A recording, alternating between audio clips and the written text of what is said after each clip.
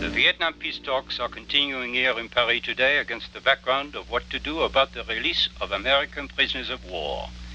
In the United States, sentiment is running high for a complete accounting for all of the POWs and MIAs, those listed as missing in action, before any treaty is signed. The prisoners, men such as these, are Americans who have been captured during the 10 years of fighting in Vietnam. The Undersecretary of State, Colonel Morgan, is the chief American delegate to the talks. This morning, outside the mansion in which the talks are being held, Morgan told reporters that he is optimistic. Well, I now sincerely believe that the North Vietnamese delegates are dealing in good faith and that significant progress can now be made. Mr. Morgan, as chief delegate to these talks, are you saying that a final agreement has been reached? What I'm saying, sir, is what I said. The situation is extremely delicate, but significant progress can now be made. Now, is that clear? I certainly hope it is, because I would dearly appreciate the ladies and gentlemen of the press getting that straight. Mr. Morgan, what if Kwang Yin decides to throw new roadblocks into these negotiations? Well, I suppose we're just going to have to take things one step at a time. Mr. Morgan, there is one more question the American public deserves to have answered. What about the MIAs, the missing in action? Have you and Kwang Yin discussed that at all? Well, yes, of course we have discussed that, and we will continue to discuss that question. But as I'm sure you can all realize, that is of such a sensitive nature that I'm not at liberty to go into that question at this time. I can only say this, that I'm very hopeful that we will arrive at a solution. One that... What the hell are you doing in my room? American... You told me to meet you here. Could have waited in the lobby. In that goddamn I really must be going... I'm enjoying it. Mr. Morgan, please, Mr. Morgan, please, do we have a statement? Harold's! Harold's, come on, bring that shit in here. Coming. I'm not as nimble as I used to be. Nor as coordinated. Actually, Conrad, I have always been rather clumsy. When you get that stuff cleaned up, make me a scotch, will you, please? So the war is over, Mr. Undersecretary. You're practically a national treasure. Oh, son of a bitch. Oh, which son of a bitch is that? To cut his balls off. Give Harold a pair of scissors. The time's right. I'll do that myself. Sounds like your private meeting with Kwang Yin was what you guys in state called a frank discussion of the issues. The hell is this, Saunders? Some kind of a joke to you? You could say so. It's not to me. Well, somebody's got to take it seriously. I told them I didn't need any goddamn CIA help on this thing. They shoved me down your throat. Sure, we've been through this before, Morgan. Now, what the hell is it this time? How many of your CIA people are the VC holding? I don't know what you're talking about. Say that bullshit for Congress. How many? 150, maybe. Why? They're dead. I take it the fact that we have positive information to the contrary is irrelevant. He wants a sacrifice. Speak intelligibly, Morgan. As an addendum to the peace terms, Kwang Yin wants a sacrifice. Well, call Omaha and get a flock of sheep. Means he's lost a lot of family to you people. I also think this isn't important, of course, but I think he's a psychopath. That makes him unique in this business, doesn't it? In any case, we agree to write off those people as missing in action. They agree to call off the war and give us a lot of other people back. And you agreed? I didn't agree to anything. You practical son of a bitch. You're going to cash in those people's lives just for a shot at the Nobel Peace Prize. Saunders, don't get sanctimonious with me. Nobody's going to win anything when this war's over. If the VC want them dead so bad, why don't they just kill them? Well, they won't kill them because they're worth too much as a bargaining point. Wrong. They'll kill them just as soon as they sign the treaty. Or they'll hold them as MIA till they're through interrogating them. In any case, what I'm trying to say, Saunders, we have to at least try to get some of those people out of there. I hate to think I've been misjudging you, Morgan. That would be unfortunate. Now, what do you call those commando people you're holding under the Phoenix umbrella? Black Tigers. Who the hell thinks up names like that? Black Tigers. Actually, a group of us did, some years ago. Don't let anybody kid you, Harold. It's a great name. Can they get your people out? I don't know. It's very risky business. Take at least a couple of weeks for an operation like that. 48 hours. 48 hours. Right. What about staging a major operation in the middle of your peace talks? I'll worry about the diplomacy.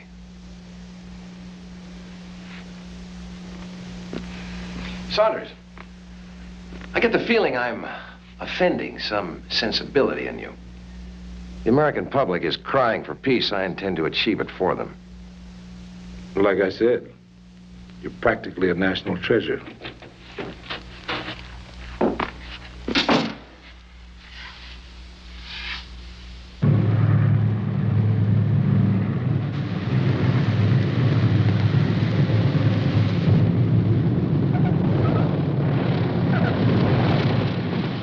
You know, Saunders, when this war is over, you should get a job as an advanced man for cancer.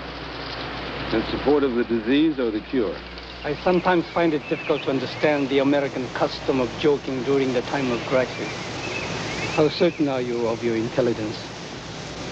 To be perfectly honest with you, Major Men, the only thing certain about intelligence is uncertainty. As usual, you're a big help. This better be as important as your boys at headquarters said it was. Let's go, men. Now, what do you think Pencil's got to say when we come walking in there after him? He's going to say you came a long way, Fred, to collect your bread. Is what he's going to say. You better believe that, baby. What makes them think Hanoi will sit still for this kind of stunt? It must make some kind of sense, or they wouldn't be sending us out to do it. One camp, what good could it do? The POWs and dozens of camps. It's the camp with the most guys in it, man. It's the best we can do. I do not see how a raid at this time can do anything but harm the negotiation. Well, ladies, I'm going to bury you all. Major, I thought the goddamn war was over. So did I, but it's not. So what's your point? The point is, Major, we don't want to be the last guys killing this friggin' war if there's someone else available. Yeah, I think they got us down for second to last. Jesus Christ, whatever happened to the good old days when Randolph Scott and John Wayne were happy to have their asses blown off for the good old U.S. of A. Who the hell is Randolph Scott, man? Randolph Scott Keys, dude who wrote the national anthem. Oh, that's Randolph Scott. You guys can joke if you want to. I've got a score to settle myself. Oh, that's the spirit, Gordy. An ear for an ear. I told you not to joke around about my ear, didn't I? Listen, I bet you're going to have a hard time finding an ear that size, Gordy. Yeah, just give me a couple whole heads and use what I need. Well, now, what do you know? We're going to go first class. You going to serve coffee, Randolph? I want Lola Falana to serve me my coffee. I got a movie on his flight. Yeah.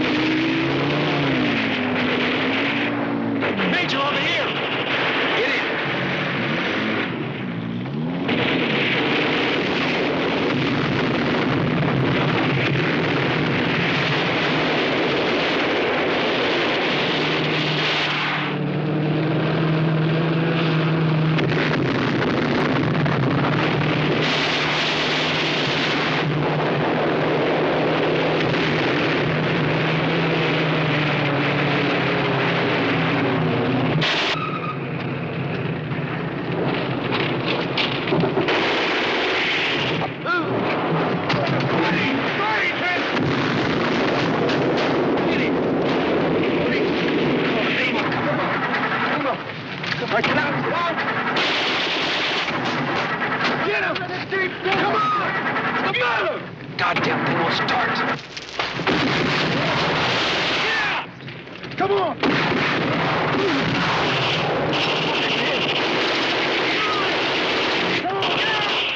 Get out! Move out! Let's go! Come on!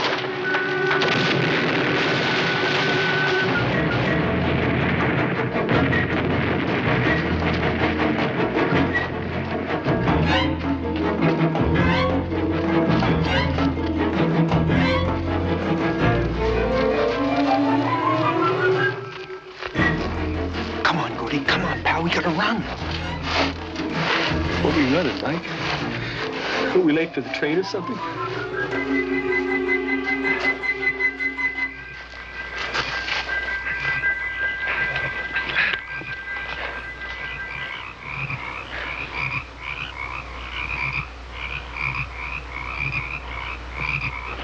Where the hell are the choppers?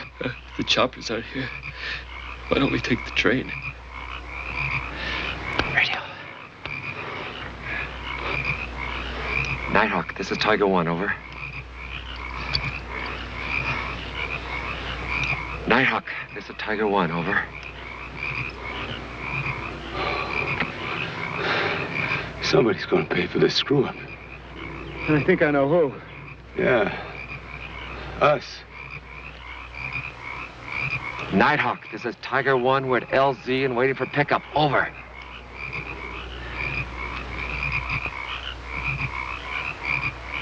I don't get it. Everything went wrong by the numbers. And that takes planning. What the hell are you talking about? I'm saying we've been set up. Gee.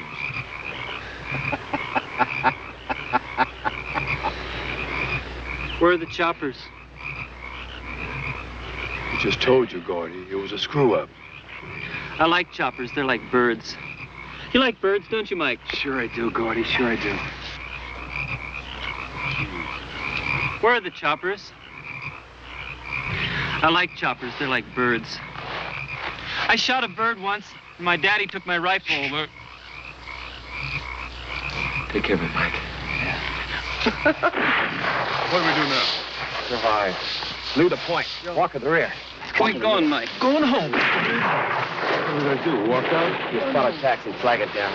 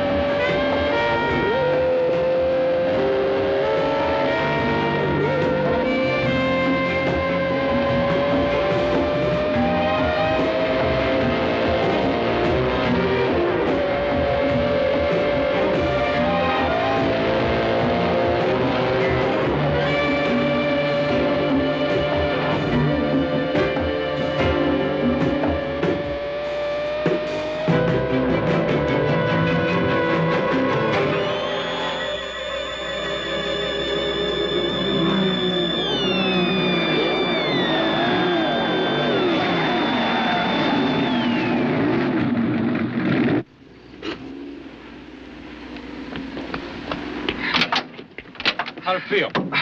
A hell of a lot better. Let's lean her out, and I'll give her another try.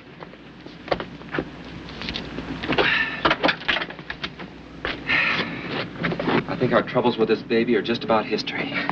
You spend one more minute with this car, I think that baby down there is going to be history. Damn.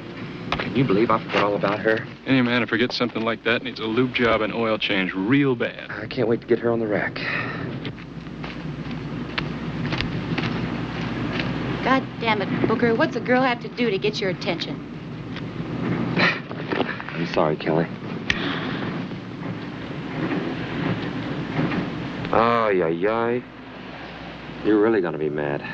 I've got a class to teach in 1 hour.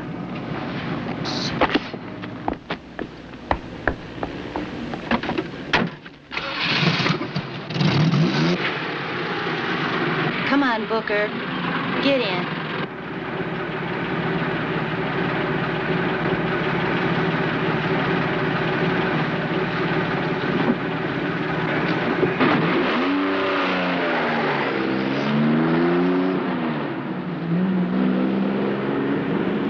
And so, as history slowly places it into some kind of perspective, a few things about the Vietnam War have become clear. It was a war that never should have begun, and a country we never should have entered. And its thousands of victims died without really understanding why. Mainly because the reasons for the war were beyond any rules of logic.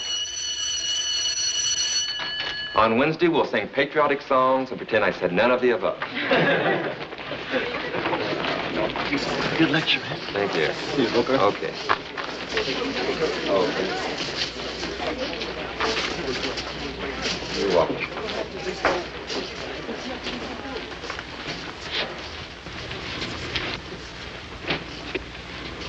I hope you didn't mind my sitting in.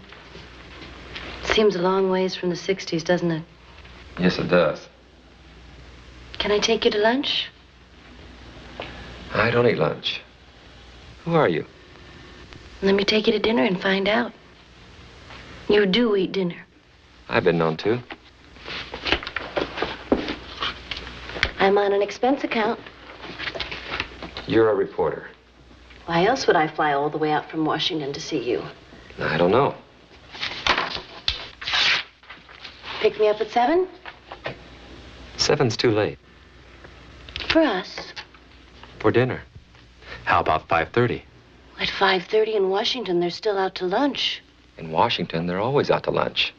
Besides, I have a feeling this might be a very interesting evening. You're the professor.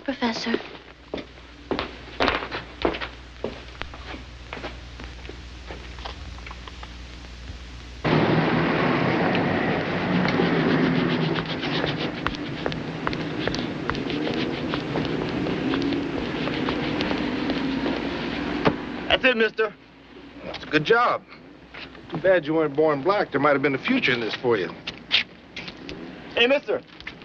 Got your newspaper. 19 and 25. Thank you, my man.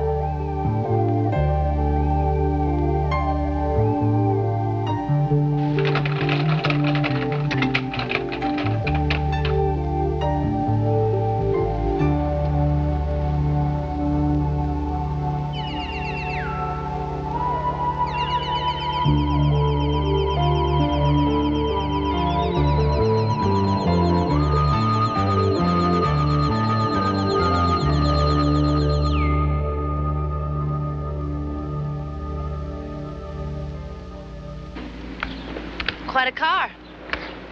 Not exactly ideal for going from stoplight to stoplight, is it? Not unless they're a couple hundred miles apart. Pretty much for a grad student. I do some test driving, and like a damn fool, I took the car instead of the salary.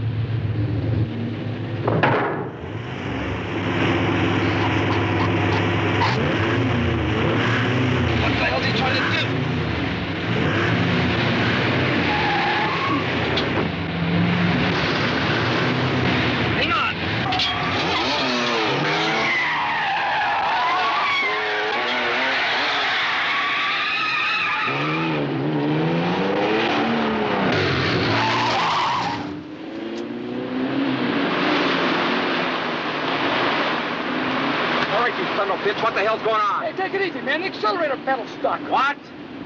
I said the accelerator pedal's stuck. Then why the hell didn't you kill the engine? Because I thought I could kick the pedal loose.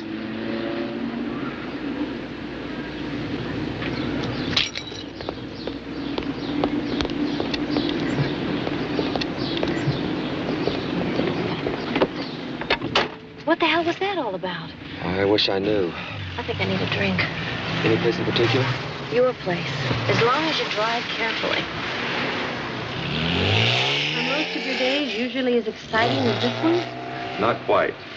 But I've got a feeling things are about to change. If you've got something to say, say it. You were on a top secret mission to rescue some POWs at the end of the war. No response? I get it. You're writing a book about the war.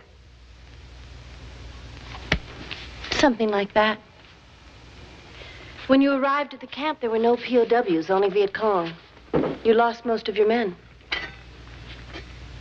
I wonder who told you about that. It was all top secret. Shall I go on? Are you married? After the raid, you were to be met and flown to safety by helicopter with the POWs. The helicopters didn't show. So you marched out of the jungle with 5 of your men. Do you fool around?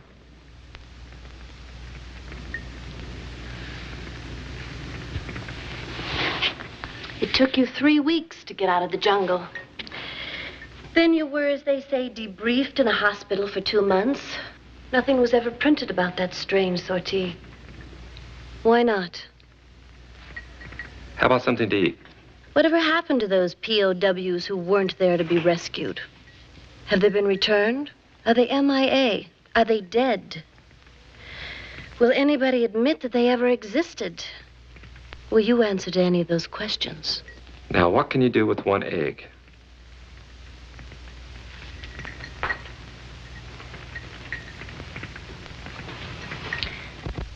Watch out. Nice selection. We can saute these. I tried it once. I didn't like it. How about some frozen halibut? Your unit was a part of Operation Phoenix.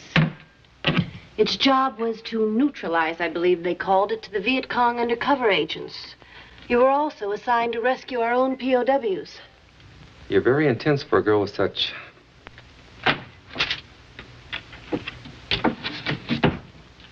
How about 1 egg with oysters and sauerkraut? There's Are you going to tell me anything? really not much to tell. In the hospital, they told us the VC intelligence had cracked our security. Reasonable possibility. They said our choppers had been shot down. Reasonable possibility there. Then they said that by the time they got replacements to us, there was nothing but bodies. That's what they said. And like an obedient soldier, you believed them. In the hospital, I told myself the war was over. I lived through it and I put it behind you.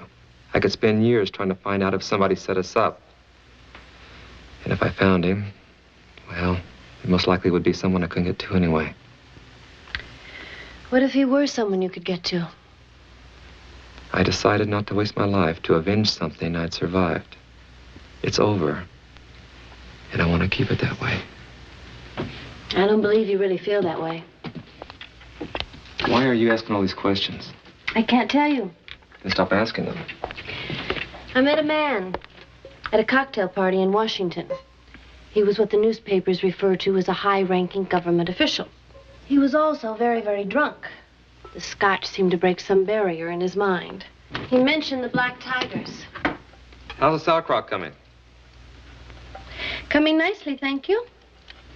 John T. Booker, a man taking his PhD in political science, who used to be a member of the CIA. Sounds schizophrenic. I was never a member of the CIA. The Black Tigers were CIA.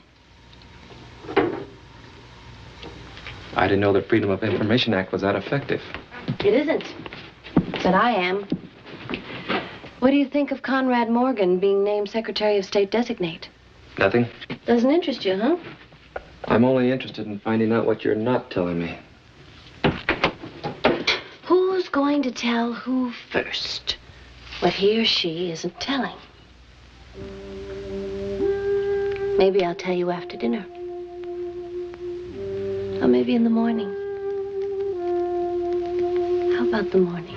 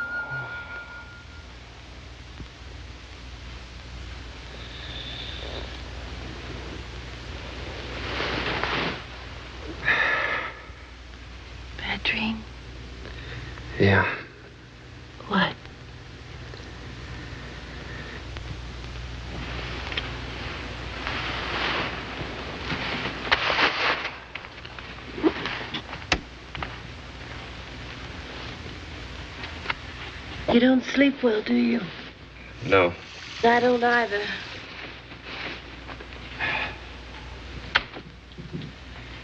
I keep you awake? I didn't mind. I'll make it up to you. You already have.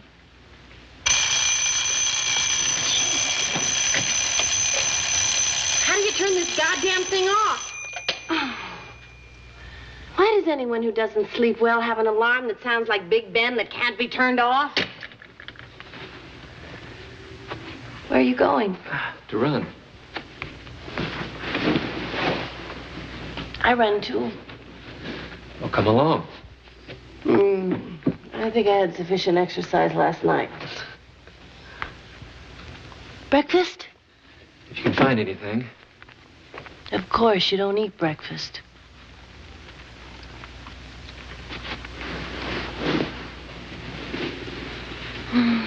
I'll see you in exactly 27 minutes. When I get back, we can talk about breakfast. Maybe.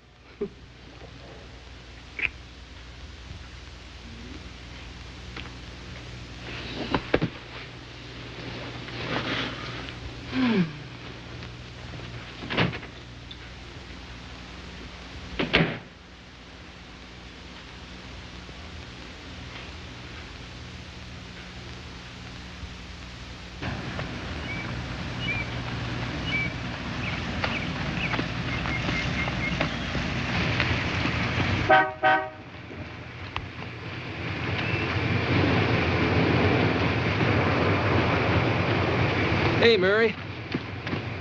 Why don't you get an honest job? What? Give up my cloak and dagger? John, I have to talk to you. Pull over. Gas is expensive.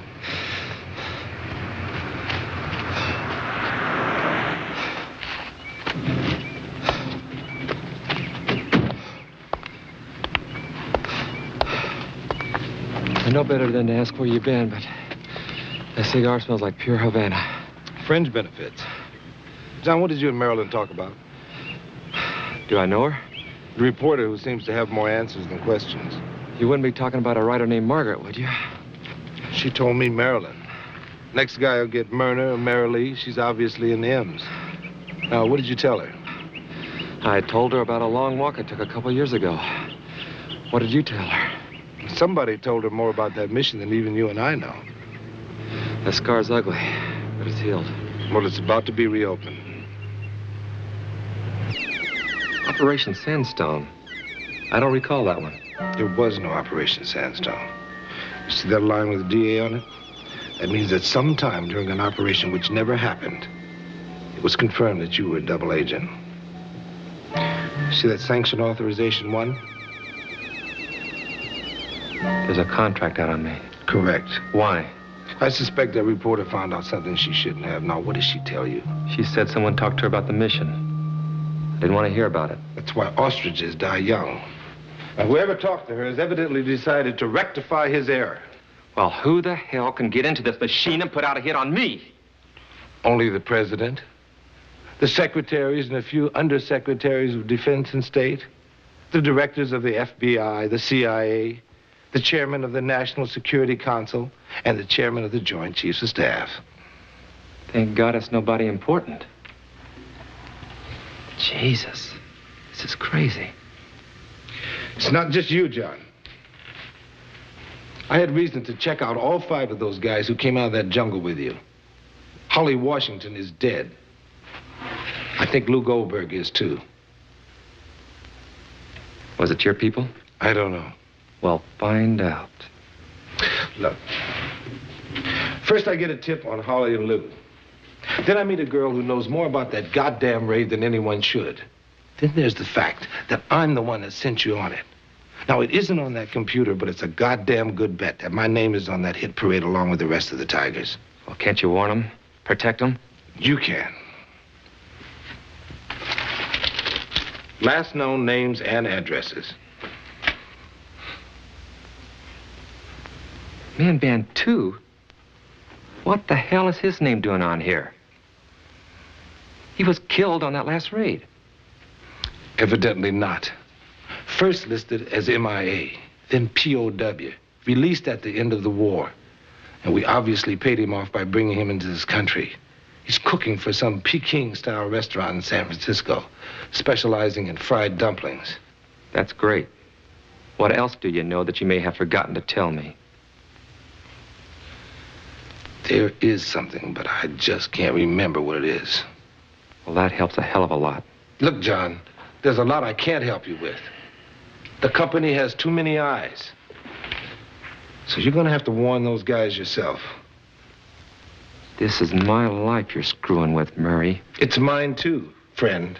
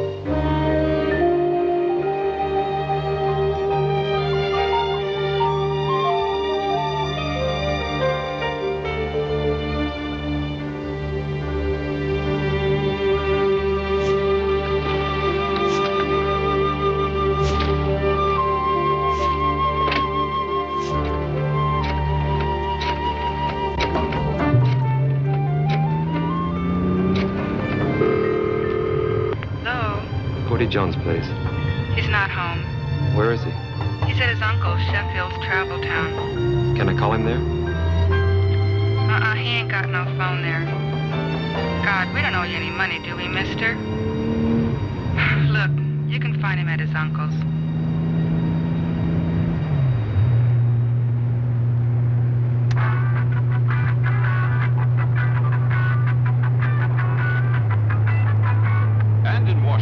Secretary of State designate Conrad Morgan goes before his final Senate subcommittee hearing this morning. Morgan's approval by the committee is virtually certain. At 41...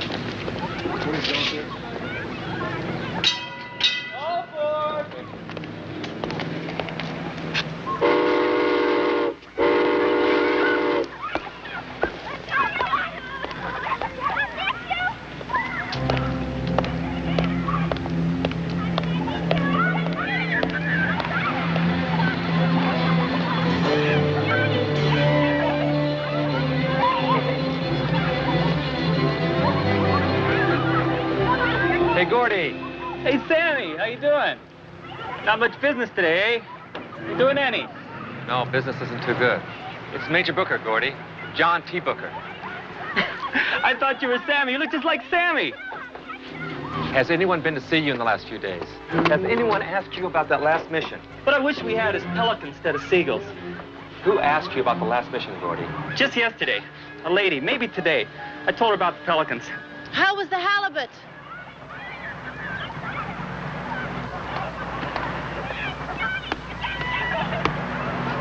Who the hell are you?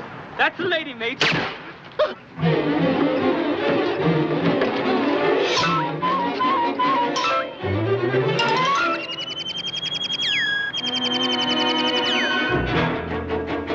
Where are we going? Skiing. Maybe we can get to Mike Potter before they do. But I've got a rental car. You're on an expense account. Don't worry. I don't have any ski clothes. We'll get something.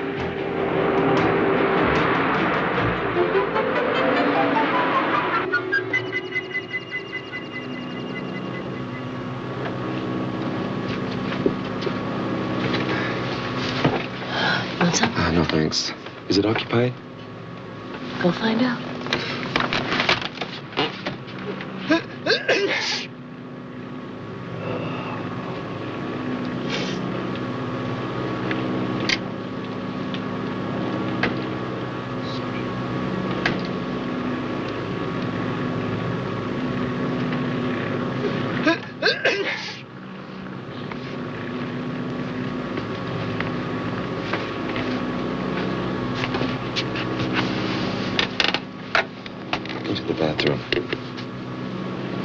1 or number 2? The window seat, last row, left side as you go down the aisle, in Oriental. See if you recognize him.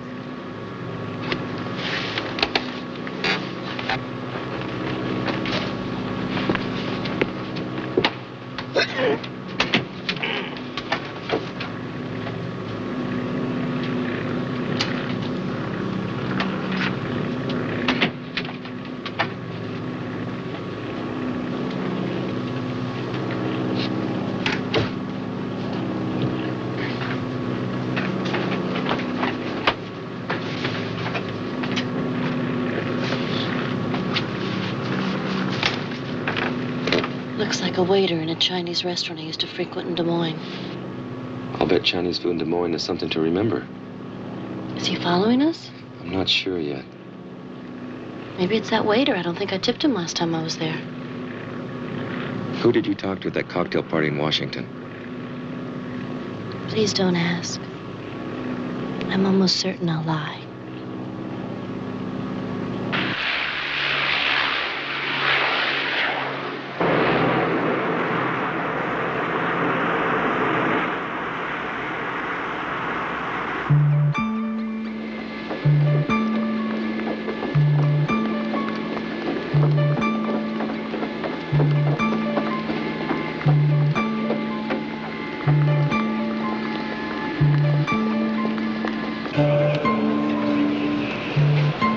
Make a call. Your attention, please. Will all There's another one. flight 184 please contact the agent at the Intermountain ticket counter?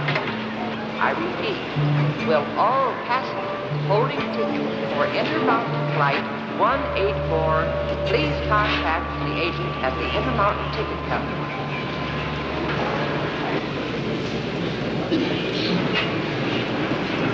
Final call, flight 2, now boarding at gate number 21.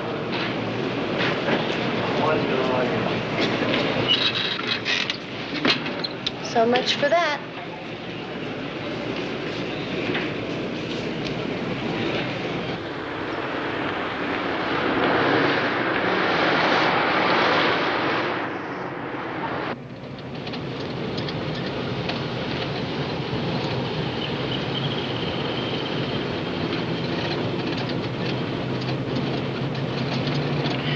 When you're silent, you're silent. What are you thinking about? Old friends. Men. That guy on the plane was men. Major Min Van Tu? Another black tiger. What don't you know? What did you talk to him about? I never said a word to him in my life. What about Murray Saunders? I don't know any Murray Saunders. You were someone named Marilyn. That Murray Saunders. What did he tell you? Nothing.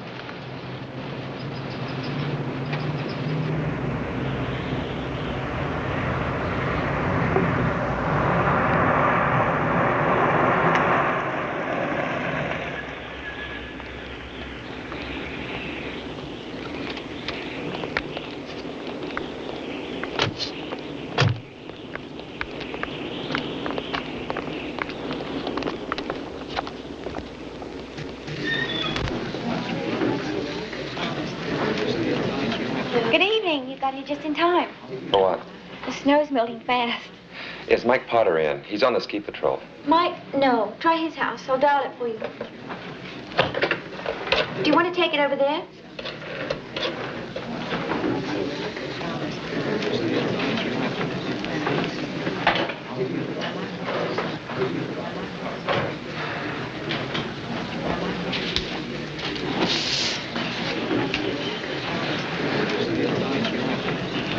He's not in. Tomorrow's his day off. He's jump crazy. He'll be on the jump first thing in the morning. We better spend the night. Do you have a room? Yeah, I think so. You want to fill this out?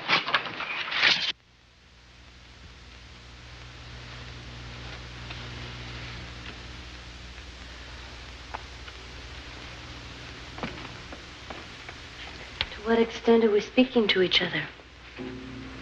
What do you want to talk about?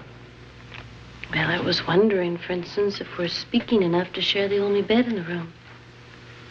Sure, we can share the bed.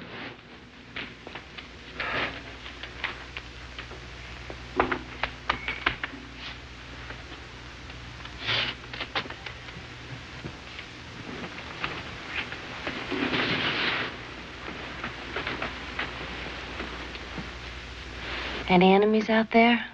I'm just as worried about the enemy within. Are you an enemy, Margaret? No. You just happened to be there when Gordy was killed today. Were you there when Lou and Holly got it too? No. Are you some kind of finger man for whoever's doing this?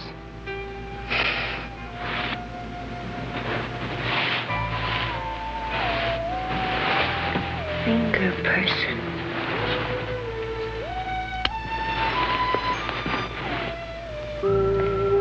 John, I haven't lied to you. Including last night? Especially last night. You fit in somewhere.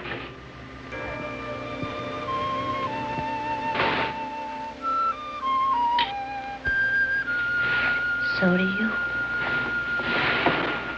Mr. Morgan, I want to thank you for the cooperation you're affording this committee by your appearance here today. Well, thank you, Senator. And I want to assure you and the other members of the committee that I fully understand the necessity for hearings such as these. And I want you all to feel free to probe into any areas at all that might be of interest to you. I'm sure I can speak for the entire committee when I say, sir, that such an attitude is deeply appreciated. Because, you know, we've had to deal with... Think you'll make it? Morgan? Yeah. I know just what Oh, you mean, yes. Senator. I've He's dealt the with new darling of Washington. I'm sure you have. The attitude of the nation today is far different from what it was in those early days before Vietnam. I think the American public today is far less eager to be... We better get going. Foreign adventures of doubtful advantage.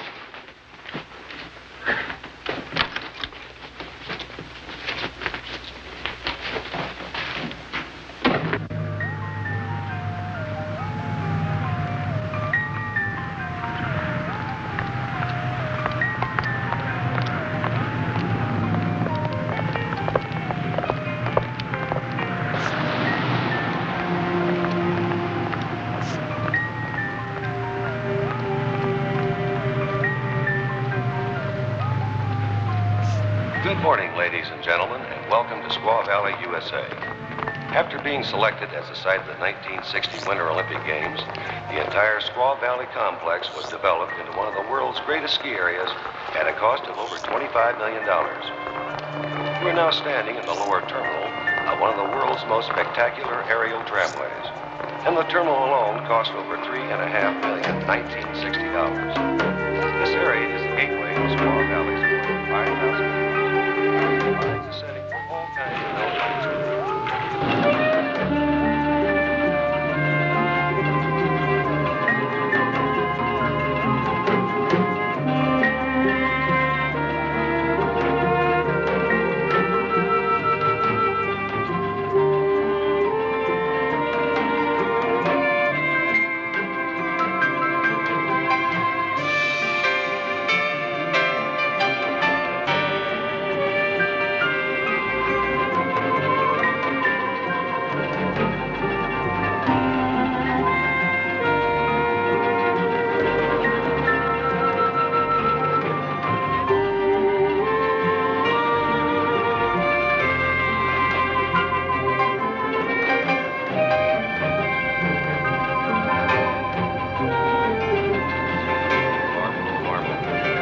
snow we had this year is now melting rapidly. So as we approach the top station, we advise you to hurry out to the slopes and make the most of what's left.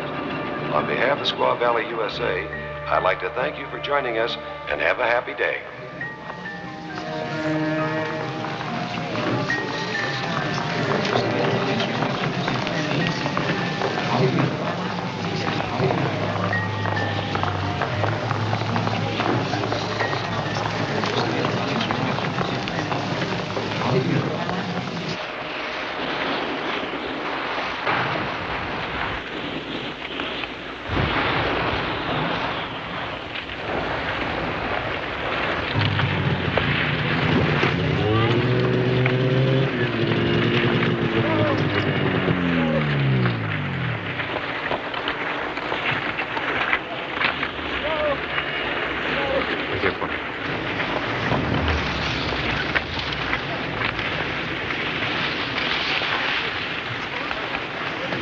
looking for Mike Potter. You got him. Major? What the hell are you doing up here? Didn't you get my message? You mean the code red? I thought that was a gag. All right, Mike, you're up. Let's go in the shack. We've got to talk. Meet me at the bottom. Bring these with you. Mike, wait. Mike.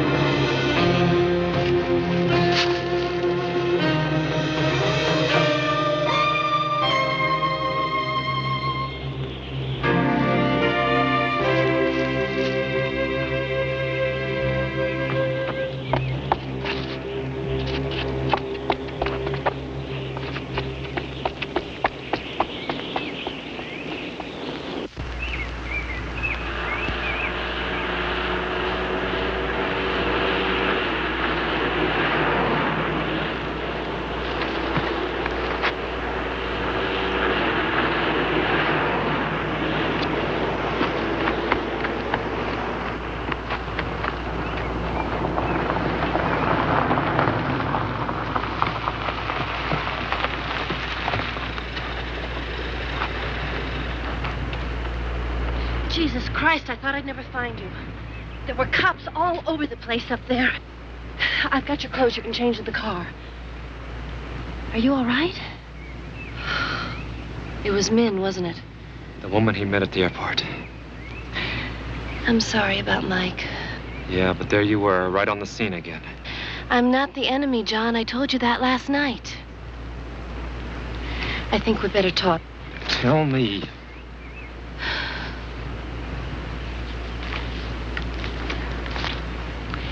Edgar Harold. Childhood sweetheart? A drunk at a cocktail party. Who is he? Undersecretary of State. A career man at the end of his career, maybe the end of his rope. God damn it, who are you? Edgar Harold's worked for Conrad Morgan during the Vietnam War, and he hates his guts. Morgan. On the TV? The Senate does more than question a man who's nominated for Secretary of State.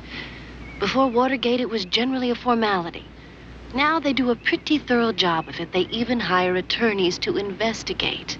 What does that have to do with you? It's actually pretty funny.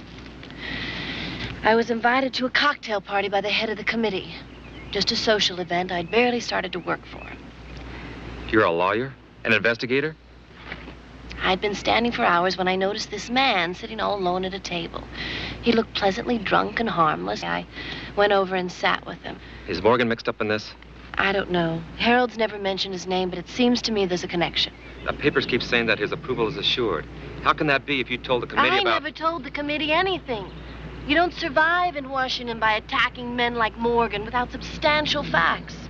I simply said I wanted to follow up on some leads, and they said go. So the committee knows nothing about this? Not yet. That's why we're taking the first plane east.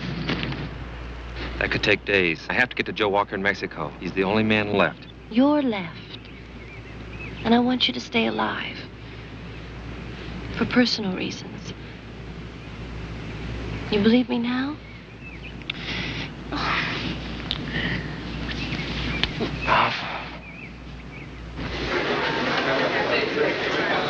Your attention, please. Will all passengers holding tickets for Intermountain Flight 184 please contact the agent at the Intermountain ticket counter?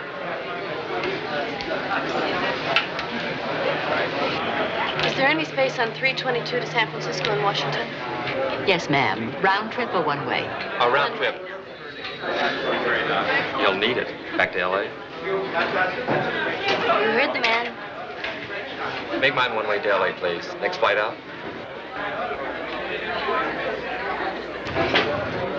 Final call. Flight 2 now boarding at gate number 21.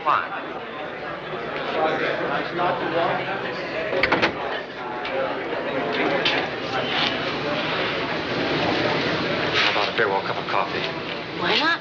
Oh, you'd better hurry. They're beginning to board. Flight 300 from San Francisco and intermediate cities now arriving at gate 10.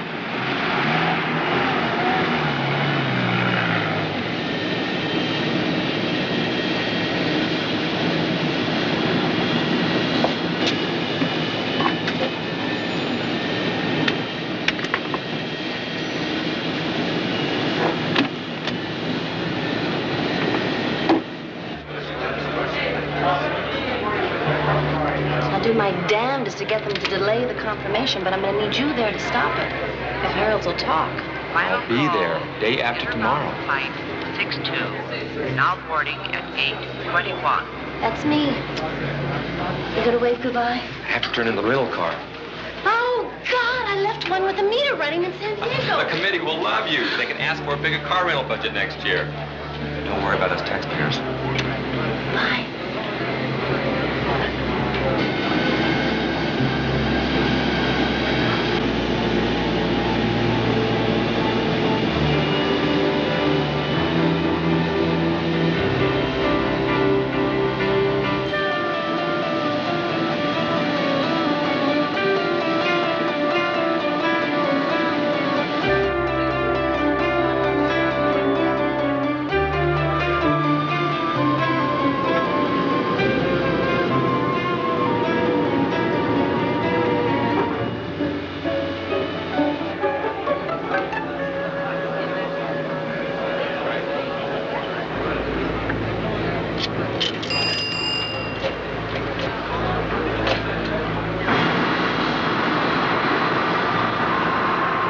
Third call, please.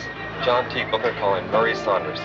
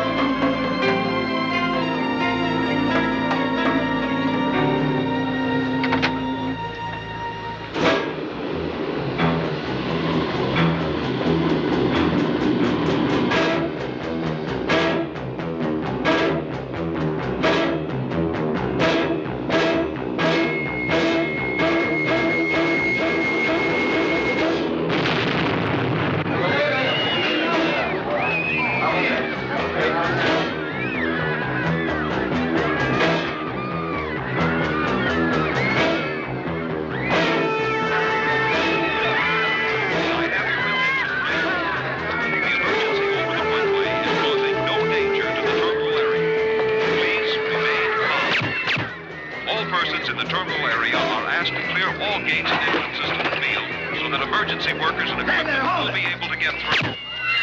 Please obey the command. hands of the airport guards and police officers so that rescue workers may perform their duties as efficiently as possible. We repeat, there is no danger to the terminal area. Thank you for your cooperation.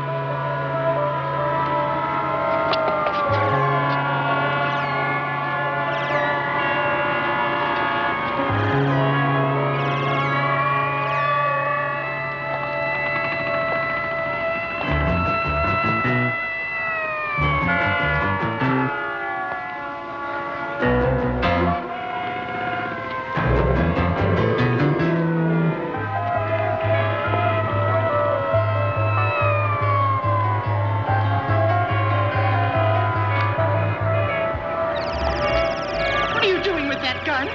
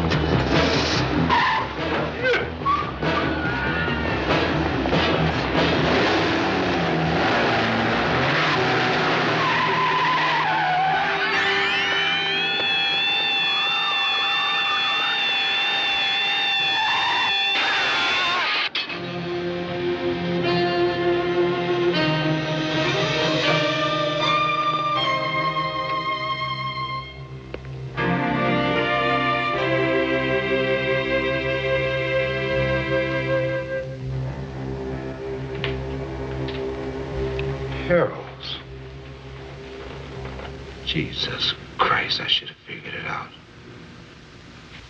In Paris.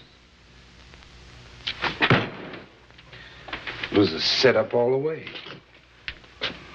That's what Harold's was trying to tell Margaret.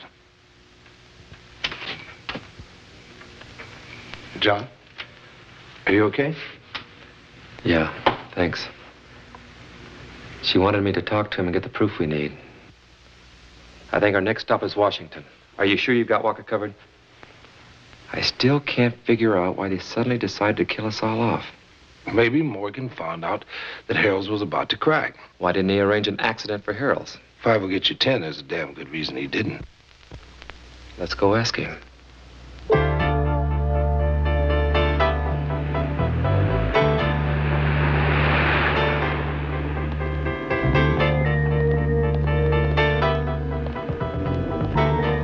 Morning.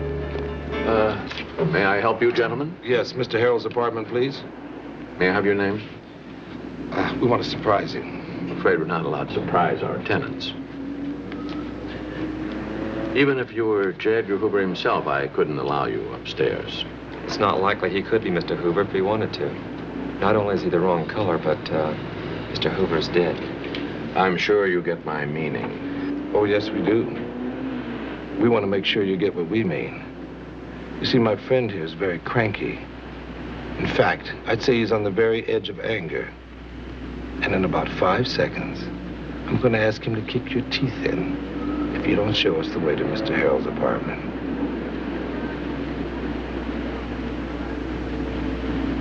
Very well. Follow me. He must have good teeth.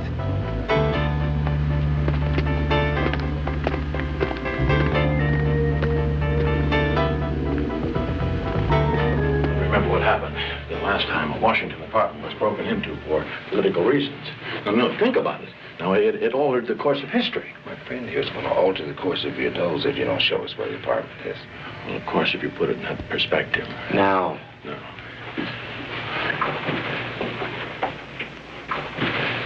There it is, gentlemen.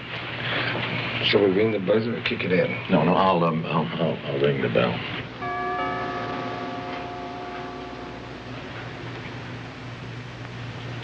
Yes? Tell him it's you. It's me, Mr. Harold. Who? How to be more specific. Albert. Albert, the doorman. Oh, what do you want? I've got a package.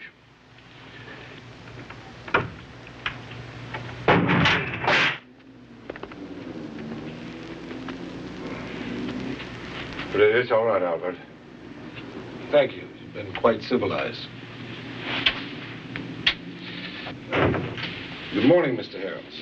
My vengeance is swift, saith the Lord. Well, I expected it to be swift and very violent. I haven't been disappointed.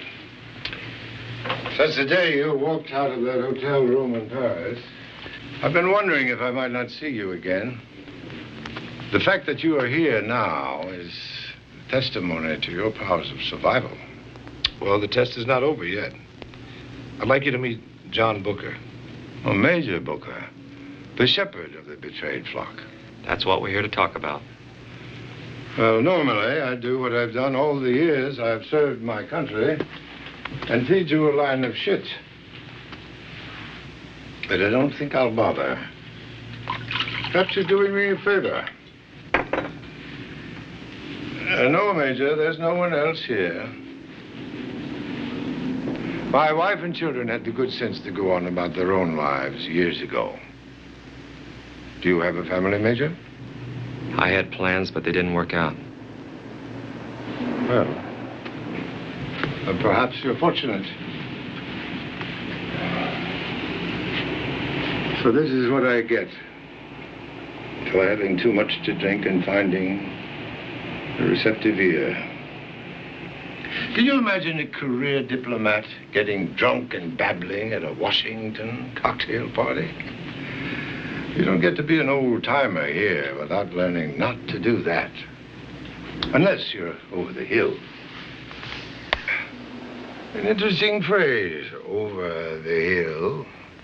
Conrad has been telling me for years that's where I am. He's a brilliant man, Conrad. Most of us think we know what we want out of life. But Conrad is one of those few who knows how to get it.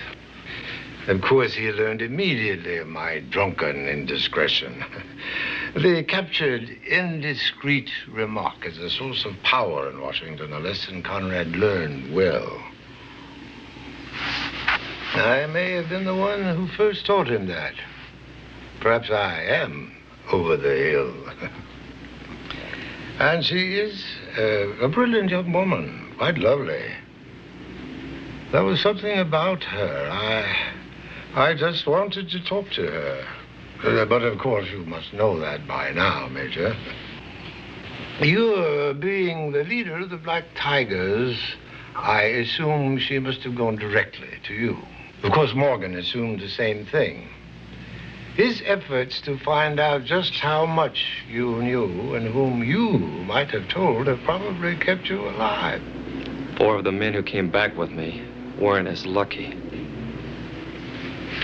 My condolences, of course, will seem meaningless. I was there in the beginning, when they invented the Phoenix operation. Do you know what everyone was most upset about? Oh, not the idea that we were consciously structuring a group of men whose purpose was the clandestine murder of other men. Well, not the moral ramifications that might befall us in another life for the decision based on political expediency. Oh, no.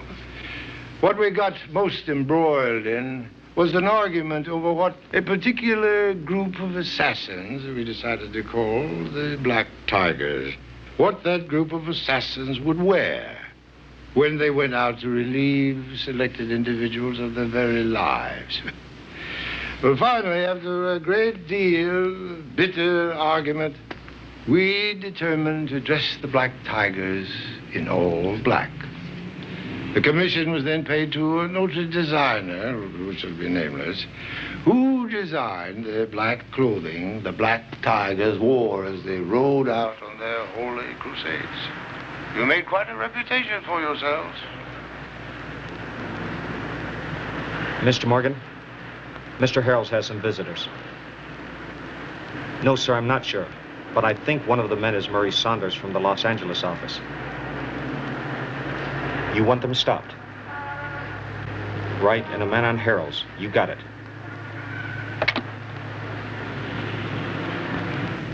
We were set up. Oh, yes. What was the deal? Well, when I was a younger man, I knew I was going to be Secretary of State, or perhaps even President. If I tell you the answer to that question, I may not even be afforded the opportunity to retire next year with a modicum of dignity left to me.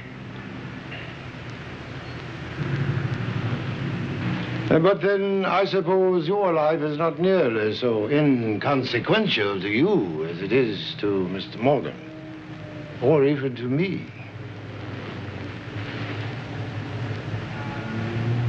Well, I hope this letter's the answer. It's the best shot we've got.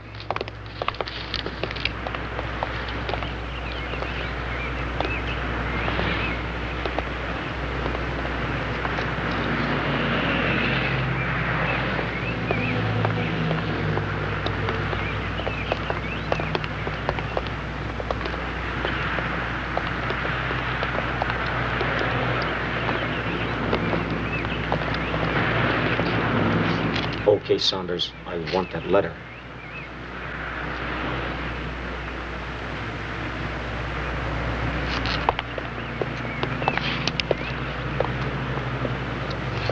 Listen, Al. Somebody got into that computer, and this letter proves it. The letter, Murray.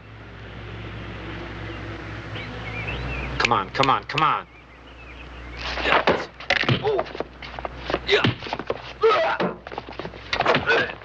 Get the letter. I'll cover you. Okay, watch out.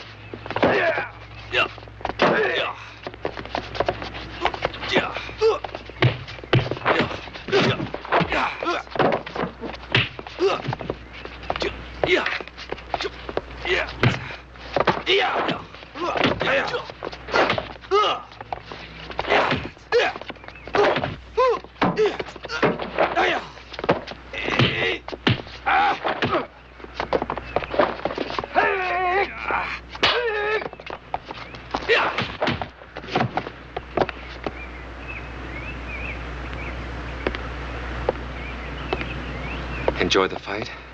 Terrific.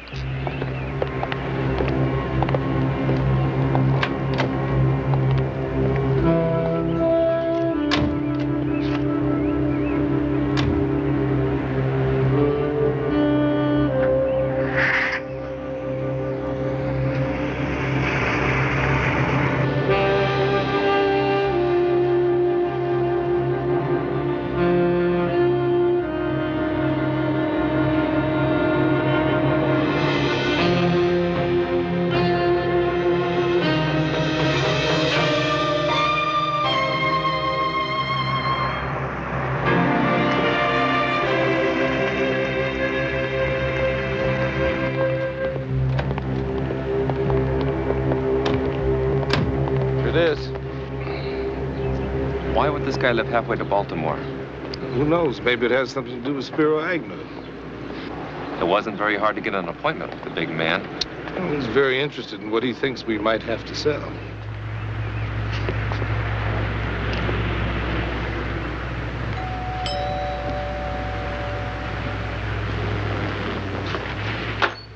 Oh, good morning, Saunders. Good morning, Morgan. I don't believe I've had the pleasure. A gentleman whom I'm sure will add to our discussion. I see.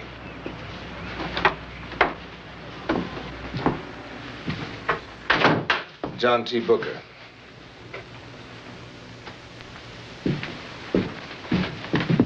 Well, Saunders, I trust this rather unusual meeting is as important as you indicated. Something I believe you said to do with our last rather unusual meeting in that Paris hotel room. Something, yes. But with one notable addition. Coffee? No, thanks. Well, can we get on with it? As you may have heard, I have a rather busy day ahead of me. You made a secret deal in Paris with Quang Yin, the North Vietnamese negotiator. Secret deals are the heart of diplomacy, Mr. Booker. This deal called for the murder of the Black Tigers. Murder, Mr. Booker? One other American knows about it, and he talked. Indeed. At first, I couldn't figure out why you didn't try to kill Harold's along with the rest of us. He told me. He sent a registered letter to 4 lawyers, none of whom you know. The letters were to be opened in the event of his, untimely death. Early Agatha Christie. And just as effective. The letters explain what was known between you and Kuang Yin as the Phoenix solution. I couldn't figure out what Major Min was doing, popping in and out of my life. At first, I assumed he worked for them, whoever they were. But of course, they are you, and you are all one. Oh, I see. We have met the enemy, and they is us. Comic strip philosophy, Mr. Booker. Agreed. And now Kuang Yin is manipulating you like the comic strip diplomat you are. He waited patiently until the moment of your greatest vulnerability, the eve of your confirmation as Secretary of State. And now he's blackmailing you into completing the deal you never finished. The extermination of the Black Tigers. Well, they are very unforgiving people. Toward you or the Black Tigers? Toward us, Mr. Booker. We is us. Perhaps.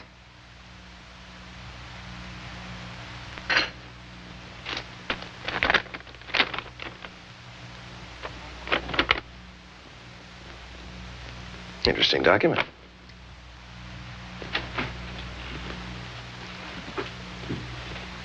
Morgan, you're going to pick up that phone and call the White House. Sudden personal problems are going to prevent you from accepting the nomination as Secretary of State. If you don't, the news media is going to have one hell of a time with that letter. I understand, Major Booker, that you were quite a jungle fighter. Well, this is my kind of jungle, Major. No, I just don't think it would be expedient for me to resign at this time. Expedient? Just like it was expedient to send us on that POW raid? Expedience built this country, Major Booker. It was expedient for this great democracy to have legal slavery for half its existence. And it was expedient to keep the vote from women for 150 years. Expedient to declare war on Spain and Mexico and to invade Cambodia. From the halls of Montezuma, Major Booker, to the shores of Tripoli, and it was expedient, goddammit, to get rid of the Black Tigers. The end still justifies the means. I don't buy that. It occurs to me that most of those who follow your logic end up in places like Elba and San Clemente. Come now, Miss... Check your history, Morgan. Most of our expedient wars ended up in failure. Our successes didn't just happen because they were expedient. Those Americans you spoke up gave up their lives willingly. Does that really make such a difference? It makes all the goddamn difference, Morgan. People like you never could see that, and maybe they never will. It's not that you don't deserve to be Secretary of State. You don't deserve to live. Well, now, that's an interesting philosophy, but... But philosophy is bullshit. Right, Morgan? Well, that letter isn't. I tell you what. You take this letter over to the Washington Post with my best regards. But you tell them they're going to have a hard time verifying that with Harold's, because visitors are not allowed in the Bethesda Hospital psychiatric ward. This was a shame. Shame. They found him crawling on the floor and howling like a banshee. Took 4 men just to put him into the straitjacket. Nervous disorder, they called it, but actually he's quite mad. Hello? I'd like to check on the condition of Mr. Harold's, Edgar J.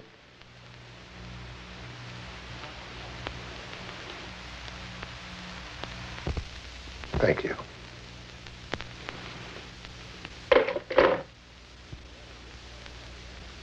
And a letter written by a madman is hardly what they call prime evidence, is it, Mr. Booker?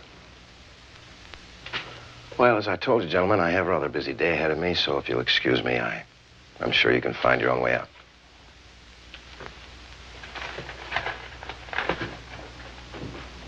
Oh, by the way, Mr. Booker, tragic news about your lady friend, Margaret, was it? All that information she had must have been irreplaceable. Tragic. You bastard.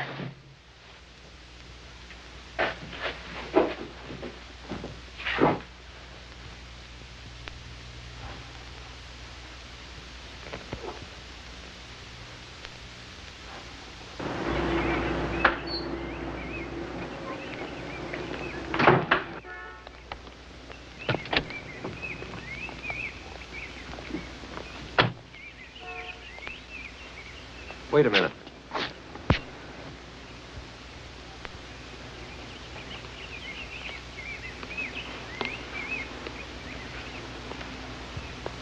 Accelerator pedal working all right today?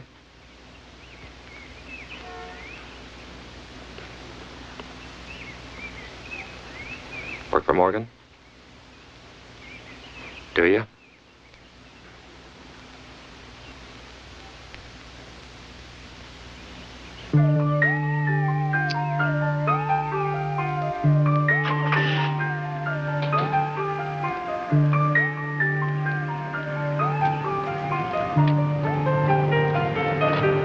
We're running a little late, Franklin.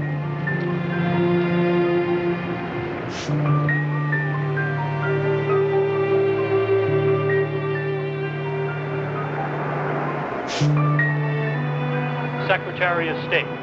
Morgan will become one of the youngest men ever to achieve this high office.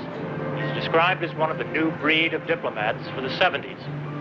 Although still in his early 40s, Morgan has had a long and distinguished career as one of America's leading diplomats. His skill at top-level negotiations has made him one of the few State Department leaders to retain.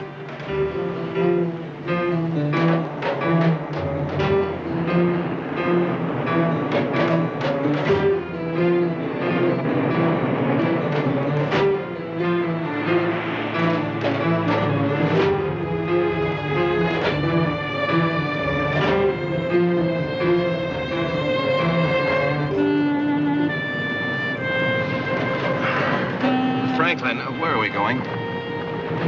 Franklin, I said, where are we going? What the hell is this? Good morning, Mr. Secretary. Booker.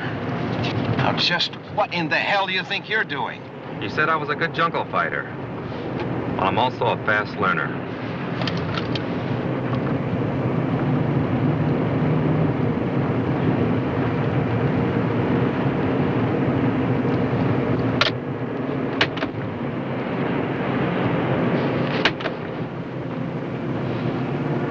Now, you stop this car, you fool. Relax, Morgan. We're just going to talk. All right, go ahead. Talk. What you said about expedience made a hell of a lot of sense. I see there's only one way to deal with people like you. Expediently. You won all the battles, Morgan, but you're going to lose this war. How would you like to be an MIA? What are you talking about? When it comes time for your swearing in today, you're not gonna be there. I'll be there. You're dreaming, Booker. Am I?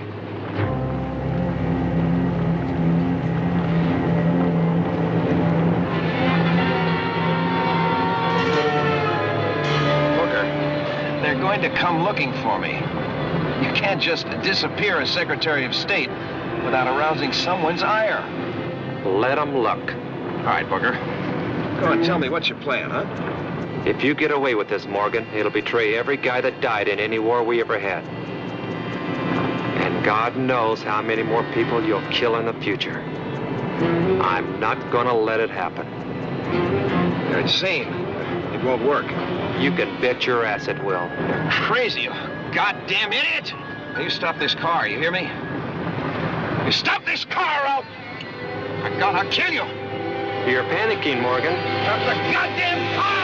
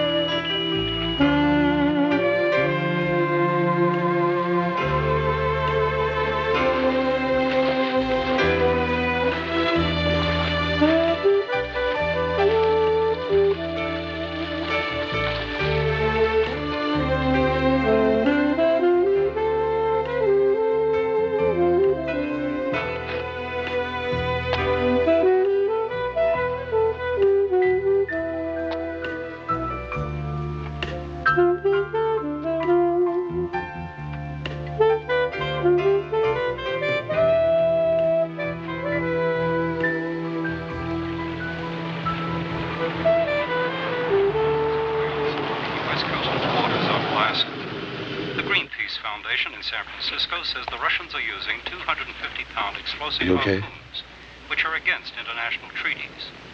In Washington, meantime, the State Department has an even bigger headache. Who will be its new boss?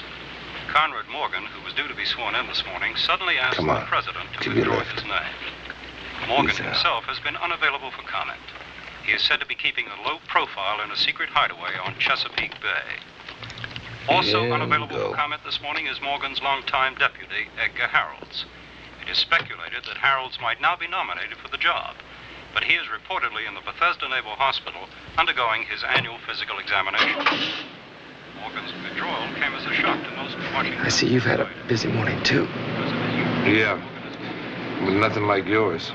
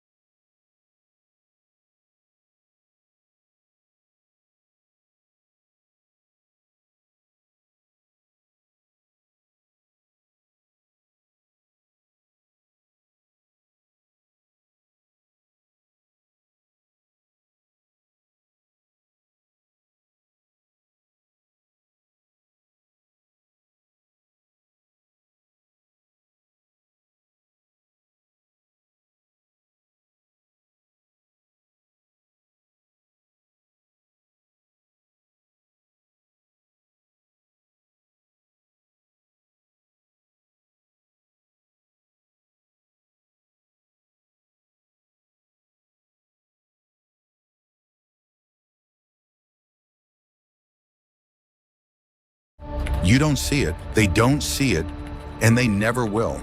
I'm leaving this note for those in the past. Maybe someone will hear me and change what's to come. There was a time when people connected by touch. A glance could speak, and silence could say everything. But then, communication was sacrificed to the screen. Everyone was connected, but no one ever truly touched. We filtered out hunger. We silenced the truth. The algorithm told us what to see, and we never questioned it. Those passing by wearing AR glasses see them as a blur and ignore them. Please help me! Please help! Help! Help!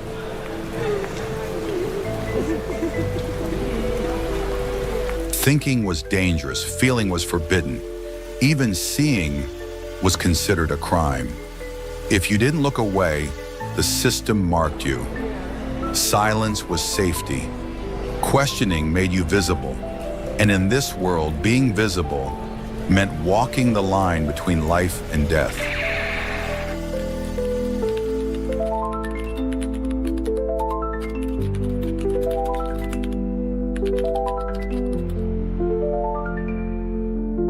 Maybe there's still hope. Maybe a child lifts their head, looks up at the sky, and remembers what it means to be human. With a single glance, everything could change. But not everyone lives long enough to look up, so make it count. Be the spark, be the voice, be the one who dares to hope